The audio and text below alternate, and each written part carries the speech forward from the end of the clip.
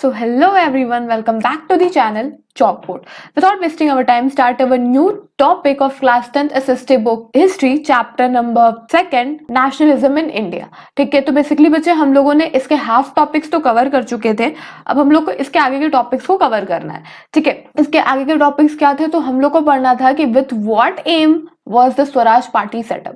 Basically हम लोगों ने प्रीवियस क्लासेस में रॉलेट टैक्स समझा, जलियांवाला बाग मैस्केयर को समझा, उसके जस्ट नेक्स्ट उसके बाद हम लोगों ने क्या समझा था बच्चा पार्टी, उसके बाद हम लोगों ने समझा नॉन कॉपरेशन मूवमेंट, देन उसके बाद खिलाफत मूवमेंट क्यों स्टार्ट हुआ, और फिर उसके बाद हम लोगों ने विड्रॉल जो नॉन कॉपरेशन मूवमेंट था वो क्यों विड्रॉल हुआ, उस सारी चीजों को हम लोगों ने प्रीवियस क्लासेस में स्टडी किया था. ठीक, डिफरेंट मीनिंग ऑफ स्वराज को हम लोगों ने स्टडी किया था. अब इसके बाद हम लोग को टाइम है पढ़ने का. ठीक है, at that time we are studying about कि विथ व्हाट एम स्वराज पार्टी सेटअप, आखिर स्वराज पार्टी को सेटअप करने का एजेंडा क्या था या फिर एम क्या था उसका. ठीक, किसको सेटअप करने का बच्चा, क्या लिखा है यहाँ पे कि विथ व्हाट द एम या with what M was the Swaraj party setup. आखिर जो स्वराज पार्टी था उसको सेटअप करने का एम क्या था, या फिर बोल लो एम बोल सकते हो या फिर एजेंडा बोल सकते हो. ठीक, कि what was the agenda was with what agenda was the Swaraj party setup, या फिर with what aim was the Swaraj party setup. ठीक है बच्चा, तो स्वराज पार्टी या फिर कांग्रेस खिलाफत स्वराज पार्टी को सेटअप किया गया था. किसने सेटअप किया था, किसके थ्रू सेटअप हुआ था, तो मोतीलाल नेहरू के थ्रू सेटअप हुआ था और सीआर दास के थ्रू सेटअप हुआ था. कब, 1923 में. ठीक है, ये यहाँ से क्वेश्चंस बन सकते हैं, लिख के ले लो, यहाँ से क्वेश्चंस आएंगे, मल्टीपल चॉइस आ जाए कि स्वराज पार्टी किसके थ्रू सेटअप हुआ था या फिर स्वराज पार्टी किस ईयर में सेटअप हुआ था. ठीक है, तो स्वराज पार्टी या फिर कांग्रेस खिलाफत स्वराज पार्टी सेटअप हुआ था किसके थ्रू, मोतीलाल नेहरू, और कब और किसके थ्रू, सीआर दास के थ्रू. कब, 1923 में. They were tired of the mass struggles. वो जितने सारे मास स्ट्रगल्स थे उन सारे मास स्ट्रगल्स से थक चुके थे और वो चाहते थे कि हम लोग भी इन इलेक्शंस में पार्टिसिपेट करें to the provincial council that had been set up by the government of India act of 1990. उन लोग को ऐसा फील हुआ that it was important to oppose British policy. जो मोतीलाल नेहरू जी थे और सीआर दास थे, तो उन लोग को ऐसा फील हुआ कि अब हमें ब्रिटिश के या ब्रिटिशर्स के जितनी सारी पॉलिसीज हैं उन्हें हम लोग को अपोज करना होगा विद इन द काउंसिल्स के अंदर रहते हुए, नियम कानून के अंदर रहते हुए. आर्ग्यू फॉर रिफॉर्म करना, उनको चेंज करने के लिए उन लोगों ने रिफॉर्म्स किए, आर्ग्यू किया. ठीक, and also demonstrate like this council were not truly democratic. और उन्होंने काउंसिल में ये भी बोला कि ये जितनी सारी पॉलिसीज है ना वो ट्रूली डेमोक्रेटिक नहीं है. ये जितनी सारी काउंसिल्स है ना, that all the law and rules and regulations are not truly democratic. ऐसा किसने बोला, ऐसा मोतीलाल नेहरू और सीआर दास जी ने बोला. ठीक है, तो दे ऑल्सो वांटेड, और वो ये भी चाहते थे कि to keep the anti British spirit of the people alive. जो एंटी ब्रिटिश स्पिरिट है ना वो लोगों के अंदर जिंदा रहे. Since non cooperation movement was suspended, कब, जब नॉन कॉपरेशन मूवमेंट सस्पेंड कर दिया गया था. ठीक है बच्चा पार्टी, देखो अब नेक्स्ट क्या पढ़ना है कि ट्रेस टू मेजर, यहाँ पे ट्रेस करना है दो मेजर्स डेवलपमेंट को in the Indian politics towards the late 1920s, और what were the two factors that shaped Indian politics towards the late 1920s. ठीक, तो जो पहला इफेक्ट था वर्ल्ड वाइड इकोनॉमिक डिप्रेशन का वो क्या था कि भाई एग्रीकल्चर के प्राइस, जितने भी प्राइसेस थे वो गिरना स्टार्ट हो गए थे from 1920 and collapsed after 1930. As जो डिमांड था एग्रीकल्चर गुड्स का वो बहुत ज्यादा फेल होने लगा और एक्सपोर्ट डिक्लाइन हो गया. पीजेंट्स को बहुत ही डिफिकल्टी होने लगी अपने हार्वेस्ट को सेल करने में और अपने रेवेन्यू को पे करने में. तब यहाँ पे एक चीज आया, साइमन कमीशन भाई क्या था कि इसको लाया था किसने लाया था, सर जॉन साइमन ने लाया था. ठीक है, the Simon commission was appointed and came to India in February 1928. The Simon commission के बारे में अगर हम लोग बात करें तो the Simon commission was appointed and came to India in February 1928. 8. It was appointed. Simon commission क्यों आया था? साइमन कमीशन को इसलिए अपॉइंट किया गया था ताकि वो जितना भी जो इंडियन एक्ट था 1919 में गवर्नमेंट का, वो उसमें कैसे वर्क हो रहे हैं, किस तरीके से वर्क हो रहे हैं, किस तरीके से लोग वर्क कर रहे हैं, उन सारी चीजों को वो लुकआउट कर सके, देख सके, और जितने भी कुछ गलत चीजें हैं या किसी चीज में दिक्कत है तो कोई रिफॉर्म सजेस्ट करे in the system of administration. ठीक है, the member of the commission were all Englishman. अब देखो यहाँ पे थोड़ी टेढ़ी बात थी कि जो साइमन कमीशन के अंदर जितने भी मेंबर थे वो सारे इंग्लिशमैन थे, और वो किसके रूल्स एंड रेगुलेशंस को या फिर किसके कौन इंडिया के गवर्नमेंट को वो चेक करने आए थे।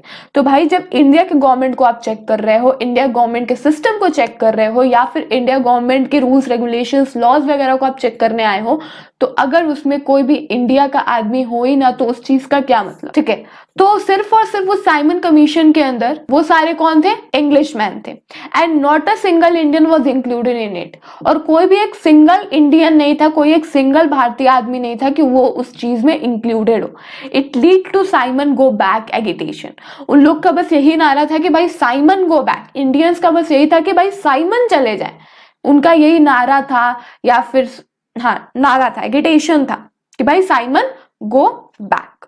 ठीक है, नेक्स्ट क्या है कि देखो साइमन कमीशन को हम लोग इंडियन स्टैट्यूटरी कमीशन भी बोलते हैं। ठीक है, कंफ्यूज मत होना, एग्जाम्स वगैरह में आपसे पूछ लिया जाता है कि what is Indian statutory commission, तो डोंट कंफ्यूज इन इट।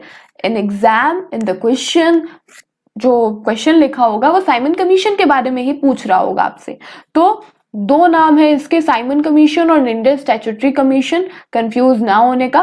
ठीक, it was a statutory commission set up by the British under sir John Simon commission. ये एक स्टैट्यूटरी कमीशन था, या फिर बोल रहे कि इंडियन स्टैट्यूटरी कमीशन था, जिसको कि किसने सेटअप किया था? ब्रिटिशर्स ने सेटअप किया था। किसके अंडर? सर जॉन साइमन के अंदर। इनका नाम याद रख लेना बच्चा, पूछ लिया जाता है कभी कभी मल्टीपल चॉइस क्वेश्चन में। ठीक है, इंपॉर्टेंट है exam point of view. Okay, it was ask to study the constitutional system. इसमें क्या पूछा जाता है कि सर जॉन साइमन ने आस्क किया कि क्या हम आप लोग के कॉन्स्टिट्यूशनल सिस्टम को, या फिर बोल लो कॉन्स्टिट्यूशनल मतलब होता है संविधान, कि क्या मैं आपके संविधान को, कॉन्स्टिट्यूशनल सिस्टम को इंडिया के स्टडी कर सकता हूँ और उसमें कुछ रिफॉर्म्स वगैरह सजेस्ट कर सकता हूँ। रिफॉर्म मतलब बेसिकली बच्चा यहाँ पे क्या होता है, और अगर हम लोग रिफॉर्म्स की बात करें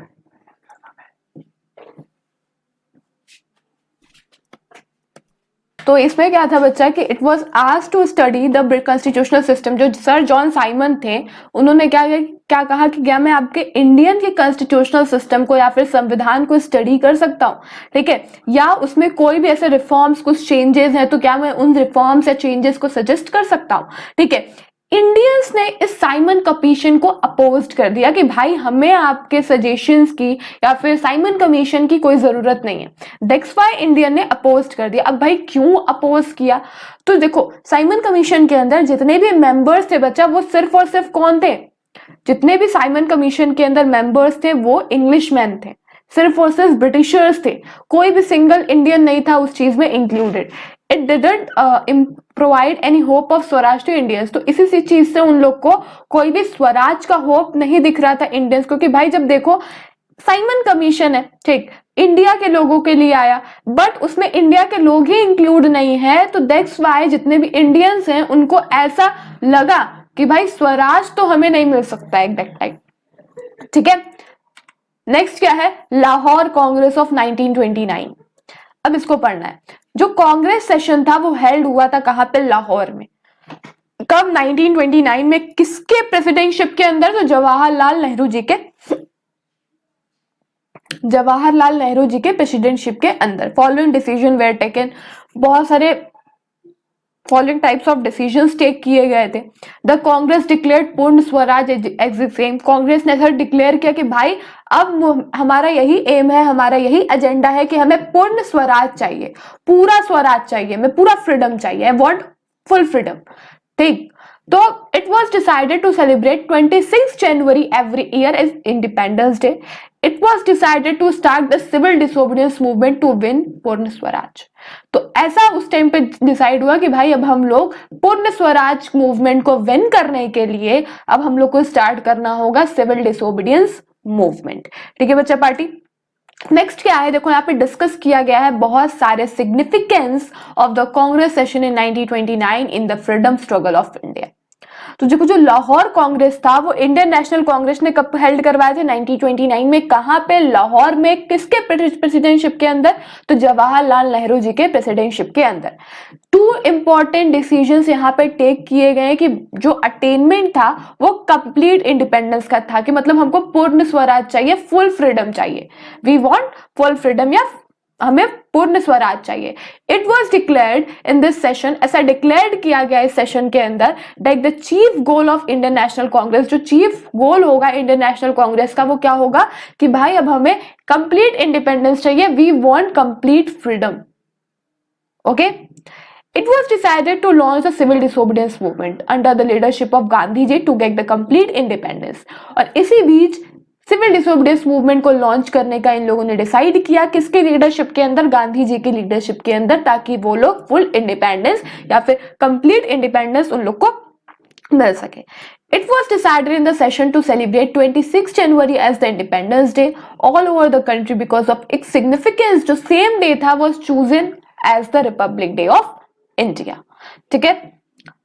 नेक्स्ट क्या है, अब देखो यहाँ पे मोस्ट इंपॉर्टेंट जहां से क्वेश्चंस बनेगा ही बनेगा, लिख के ले लो. इस टॉपिक को बिना पढ़े मत जाना, क्योंकि यहाँ से क्वेश्चंस आते हैं. यहाँ से क्वेश्चंस 6 मार्क्स के पुटअप किए जाते हैं कि सॉल्ट मार्च पे डिस्कशन करो. ठीक, long discussion in salt march या फिर describe salt march in elaborate form, more type of questions इस टॉपिक से बन जाते हैं. तो इसे टॉपिक को स्किप करने से कोई मतलब नहीं, आपके मार्क्स ही जाएंगे. तो इस टॉपिक को स्किप करने का सोचना भी मत. ठीक है. अब देखो यहाँ पे क्या पढ़ना है हम लोग को. यहाँ पे सॉल्ट मार्च क्या होता है, सॉल्ट सत्याग्रह भी बोलते हैं. तो देखो salt march in short summary में बात करें तो सॉल्ट मार्च क्यों लाया गया था, क्योंकि जो ब्रिटिशर्स थे उन्होंने कॉमन कमोडिटीज पे हायर टैक्स इम्पोज करके रख दिए थे. जैसे कि कॉमन कमोडिटी क्या हो गई, सॉल्ट हो गया, नमक. बिना नमक के आप कोई सब्जी नहीं बना सकते हो. ठीक है. तो उन लोगों ने नमक पे हाई कस्टम ड्यूटी या फिर हाई टैक्स इम्पोज करके रखा था. ठीक है. तो गांधी जी ने डिसाइड किया कि भाई इन लोग तो नहीं, अब इस ड्यूटी को हटाएंगे, इस टैक्स को हटाएंगे, अब मैं ही सॉल्ट बनाना स्टार्ट करूंगा. तो उन्होंने दांडी मार्च में, दांडी में साबरमती आश्रम में टू दांडी, इन्होंने क्या किया, सी वाटर का यूज करके सॉल्ट बनाना स्टार्ट किया. और इन्होंने ही जो सॉल्ट लॉ था उस चीज को ब्रोक किया और इनॉग्रेटेड द मूवमेंट. अब देखो यहाँ पे अगर हम लोग बात करें तो जो गांधी जी थे उन्होंने डिसाइड किया कि हम लोग इनॉग्रेट करेंगे सिविल डिसोबीडियंस मूवमेंट को, किस चीज को ब्रेक करके, सॉल्ट लॉ को ब्रेक करके. गांधी जी और उनके जो 78 फॉलोअर्स थे उन्होंने स्टार्ट किया था सॉल्ट मार्च को ऑन फुट फ्रॉम साबरमती आश्रम टू दांडी मार्च. ठीक है. इसको दांडी मार्च भी कहते हैं. ऑन 6 अप्रैल में 1920 में ये लोग कहां पहुंचे, दांडी में पहुंचे. गांधी जी ने प्रिपेयर्ड किया सॉल्ट, किस चीज को यूज करके, सी वाटर को यूज करके. और किस चीज को ब्रोक किया इन्होंने, सॉल्ट लॉ को ब्रोक किया. किस मूवमेंट को इनॉग्रेट करके, सिविल डिसोबीडियंस मूवमेंट को इनॉग्रेट करके. ठीक है. जो गवर्नमेंट थी, ऐसा उन्होंने क्यों आखिरकार इन्होंने सॉल्ट बनाने का सोचा, क्यों इन्होंने सी वाटर को यूज करके सॉल्ट बनाया. तो जो गवर्नमेंट थी, जो ब्रिटिश गवर्नमेंट थी, उन्होंने क्या किया था कि सॉल्ट पे हैवी टैक्स इम्पोज करके रखे थे. ठीक. Moreover the production of salt was the monopoly of the government. जो प्रोडक्शन था सॉल्ट का वो गवर्नमेंट के मोनोपोली के ऊपर चलता था. मतलब एक तरीके से ब्रिटिशर्स ही सॉल्ट के प्रोडक्शन को कंट्रोल करते थे.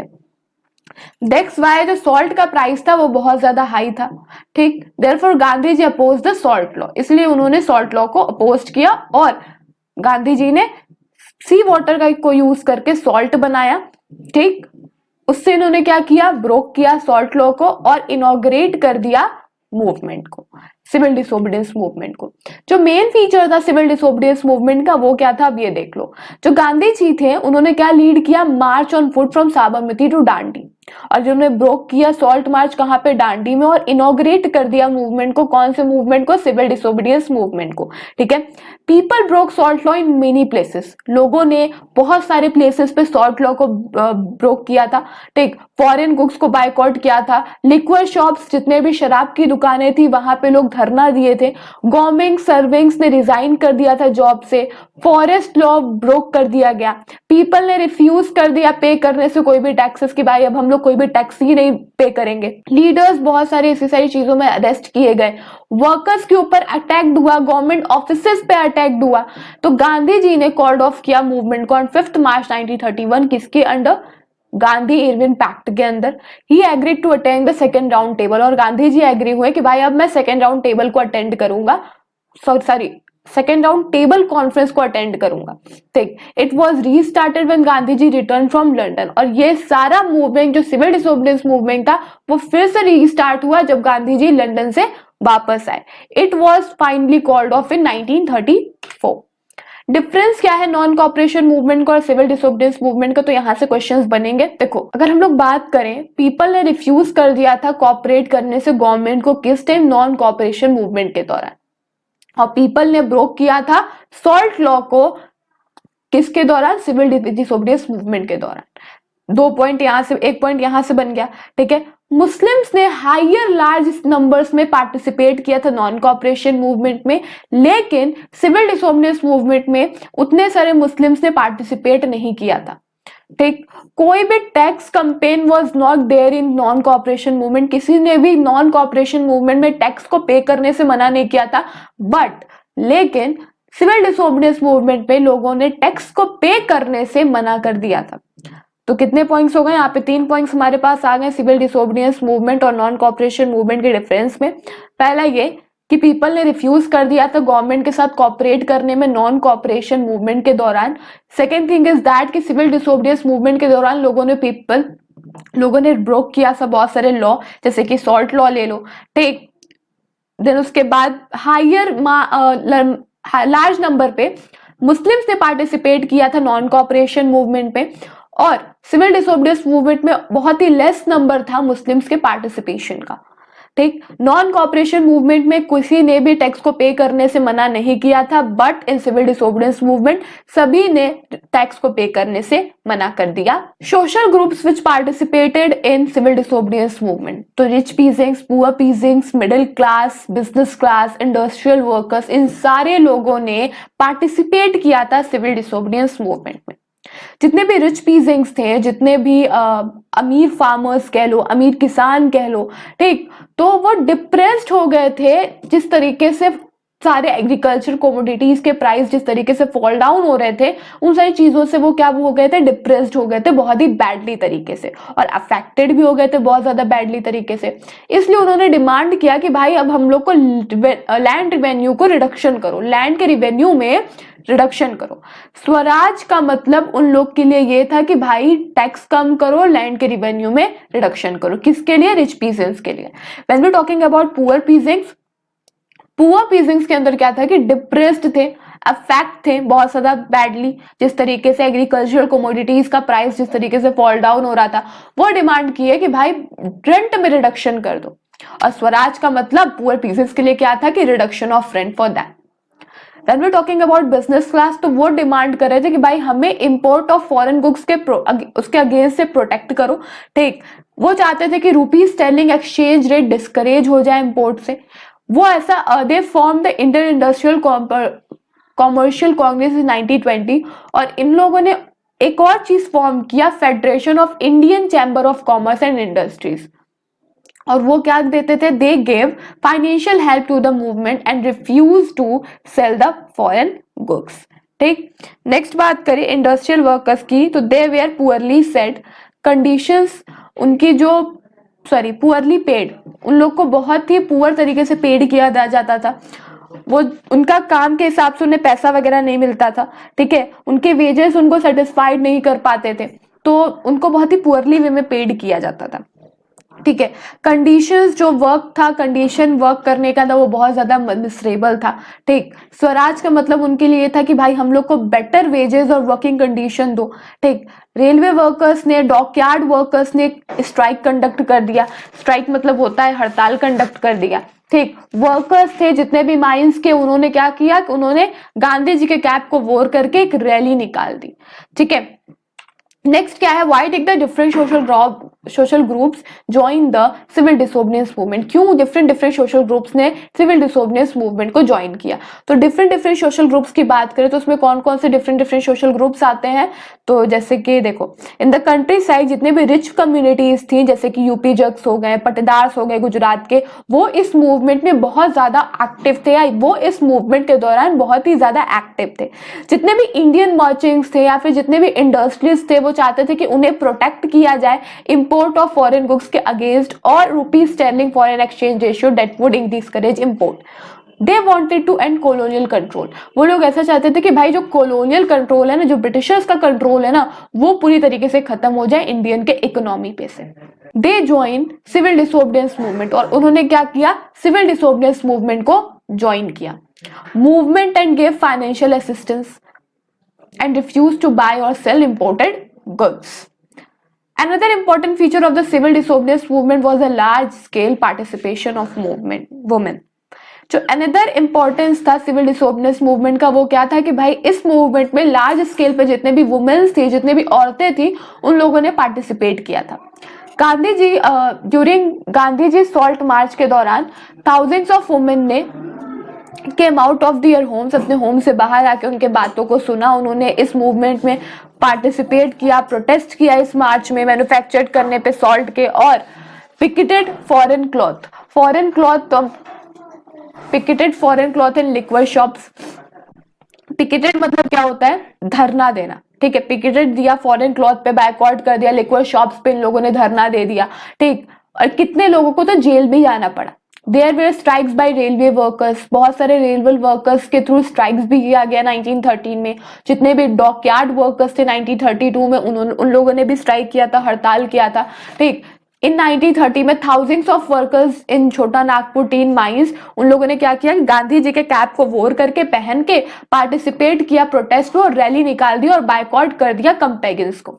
नेक्स्ट चीज क्या है यहाँ पे कि व्हाई डिड द रिच पीसेस communities join the civil disobedience movement? देखो यहाँ पे कुछ कुछ क्वेश्चन टाइप्स बना के मैंने लिख दिया है, क्योंकि यहाँ से क्वेश्चन आ सकते हैं कि आखिर क्यों रिच पीसेस कम्युनिटीज ने ज्वाइन किया था सिविल डिसोबीडियंस मूवमेंट, फिर या तो फिर क्यों why did they join when it was relaunched, आखिरकार क्यों जब ये मूवमेंट रीलॉन्च हुआ 1932 में, फिर उन लोगों ने क्यों ज्वाइन नहीं किया इस मूवमेंट को। तो छोटे छोटे क्वेश्चंस बीच बीच में उठा के पूछ दिए जाते हैं। ठीक है, इसलिए मैंने यहाँ पे आप लोग को जितने भी मुझे मेन क्वेश्चंस लगे हैं मैंने यहाँ पे लिख दिए हैं। ठीक है, नेक्स्ट क्या है कि इन द कंट्री साइड जो रिच पीसेंट्स कम्युनिटीज थे, जैसे कि पट्टीदार्स हो गए गुजरात के, या फिर जग्स हो गए यूपी उत्तर प्रदेश के, उन्होंने ज्वाइन किया था इस मूवमेंट को। Being produced of commercial crops, एक कमर्शियल क्रॉप्स के प्रोड्यूसर होने के साथ साथ they were hardly hit by the trade depression in falling price, वो बहुत ज्यादा हार्डली अफेक्टेड हिट थे जिस तरीके से सारी चीजों का प्राइस फॉल हो रहा था, और उनकी इनकम डिसअपियर्ड हो गई थी, और वो गवर्नमेंट को रेवेन्यू पे करने में इम्पॉसिबल हो गए थे। ठीक है, वो गवर्नमेंट के रेवेन्यू को पे नहीं कर पा रहे थे।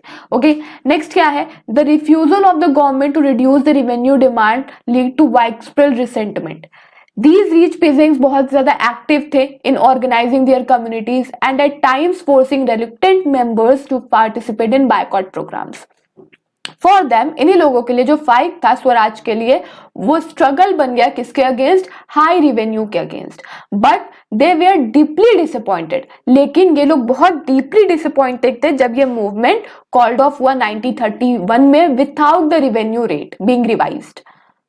Therefore, इसी चीज के लिए जब मूवमेंट रीस्टार्ट हुआ था 1932 में, तो बहुत सारे many of them refuse to participate, बहुत सारे रिच पीसेंट्स ने इस मूवमेंट में पार्टिसिपेट करने से मना कर दिया जब ये मूवमेंट फिर से रीस्टार्ट हुआ था 1932 में। क्योंकि 1931 में इन लोग को बहुत ज्यादा डीपली डिसअपॉइंट फील हुआ जब मूवमेंट कॉल्ड ऑफ हुआ 1931 में बिना रेवेन्यू रेट के रिवाइज्ड हुए। ठीक है बच्चा, आई होप आप लोग को यहाँ तक क्लियर हो गया होगा। किसी भी बच्चे को यहाँ तक कोई भी डाउट होगा थ्रू कमेंट मेरे से क्लियर कर लेना। कोई ऐसा चैप्टर जो आप लोग को नहीं समझ में आया होगा वो मेरे से पूछ लेना, मैं उसका एक बार वन शॉट ले लूंगी। ठीक, सो बिना कुछ अच्छे से पढ़ो। ठीक है, पहली चीज तो ये अच्छे से पढ़ो, कोई क्वेश्चन है कोई डाउट है तुरंत पूछ लो। ठीक है, तो नेक्स्ट चीज क्या है, अब हम लोग को पढ़ना है कि why did not poor peasant join the civil disobedience movement.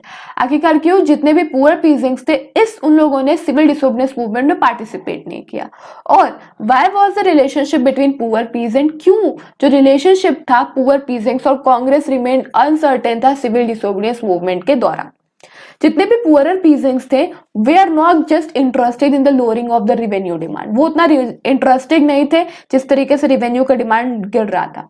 Many of them small tenants cultivating land they had rented from rent lords, उन लोग को अपने लैंड लॉर्ड को जो जमीन के मालिक रहते थे उन्हें उनको रेंट पे करना पड़ता था। तो भाई पुअर पीजेंट्स के लिए यही था कि भाई आप रिडक्शन कर दो रेंट में। As the depression continued and cash income decrease, depression बढ़ता जा रहा था, कंटिन्यू था और कैश इनकम डिक्रीज होते जा रहा था। स्मॉल टीनिंग्स को बहुत ज्यादा डिफिकल्टी हो रही थी रेंट को पे करने में और वो चाहते थे कि भाई अब हमें लैंडलॉर्ड को रेंट ही पे ना करना हो।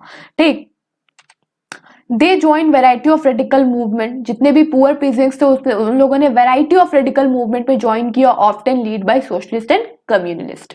ठीक है, Congress did not want to upset the rich peasants, Congress नहीं चाहती थी कि हम लोग रिच पीजेंट्स को अपसेट करें and landlords and was unwilling to support no rent campaigning of the poor peasant in most places. बहुत सारे प्लेसेस में पुअर पीजेंट्स को उतना बहुत ज्यादा डिसअपॉइंट फील हुआ।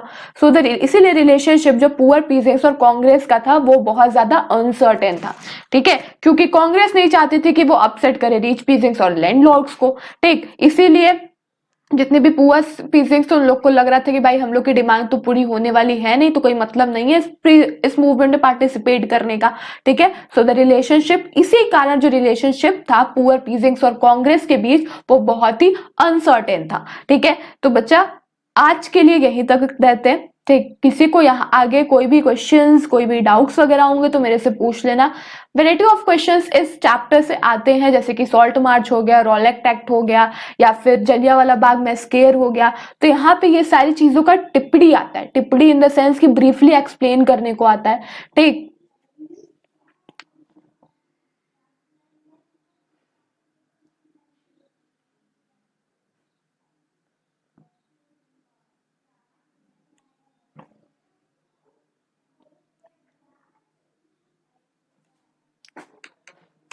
तो बेसिकली यहाँ तक किसी को कोई डाउट होगा तो यहाँ से क्वेश्चंस आ सकते हैं। बहुत सारे क्वेश्चंस टाइप्स ही बनाए, यहाँ से क्वेश्चंस आ सकते हैं क्यों पुअर पीजेंट्स से सिविल डिसोबीडियंस मूवमेंट को ज्वाइन नहीं किया, या फिर क्यों पुअर पीजेंट्स और कांग्रेस के बीच का जो रिलेशनशिप था वो बहुत ही अनसर्टेन था सिविल डिसोबीडियंस मूवमेंट के दौरान। ये सारे क्वेश्चंस आ सकते हैं। तो पॉइंट वाइज मैंने एक्सप्लेन कर दिया सारी चीजों को और बहुत ही मेन पॉइंट को एक्सप्लेन किया है। ठीक है, तो इस चैप्टर से किसको कोई डाउट होगा यहाँ तक तो मेरे से थ्रू कमेंट पूछ लेना। आगे के टॉपिक्स हम लोग नेक्स्ट क्लास में पढ़ेंगे। ठीक है, तो मिलते हैं नेक्स्ट क्लास में।